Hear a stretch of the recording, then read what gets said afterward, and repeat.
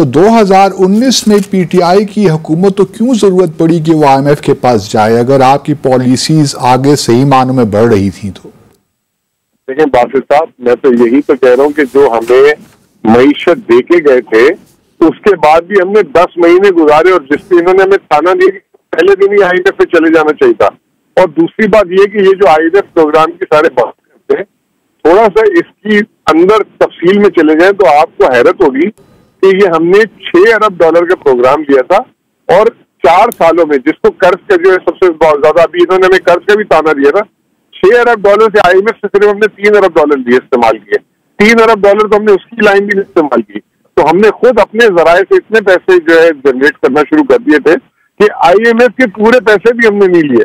पाकिस्तान की तारीख का सबसे बड़ा IMF का लोन पीपल्स पार्टी ने। लेकिन वो तो हुकूमत आप पे ये इल्जाम लगा रही है पीटीआई पे कि एक तरफ आप IMF के साथ एग्रीमेंट करने भी जा रहे हैं और फिर आपने उसकी खिलाफ वर्जी भी की, डिविएट भी किया, इसलिए सारी कॉम्प्लिकेशंस पैदा हो गई हैं इस वक्त। अच्छा चलिए जी, इसमें भी 2 बातें कर लेते हैं। पाकिस्तान के ये 23वां प्रोग्राम था IMF का।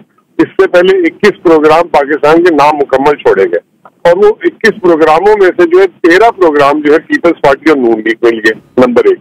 नंबर 2, अब आ जाए आप हमारे IMF प्रोग्राम में, इनको उस पर बहुत सवाल है, और था और अभी भी है। तो हमारा प्रोग्राम तो जो है सितंबर 2022 में खत्म हो जाना था। ये तो इन्होंने उस प्रोग्राम की 9 महीने की एक्सटेंशन ली है।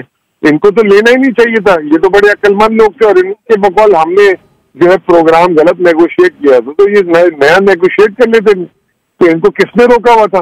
ये तो नया प्रोग्राम नेगोशिएट हुआ है। हमारा प्रोग्राम तो 22 सितंबर को खत्म हो चुका हुआ है, और ये मिफ्ता इस्माइल ने जो नए हदफ तय किए थे वो सारे हदफ में दे आर बिहाइंड। इस वजह से आज इनको मिनी बजट देना पड़ गया, रुपए की कदर गिरानी पड़ गई, बिजली के बिल बढ़ाने पड़ गए, गैस के बिल बढ़ाने पड़ गए।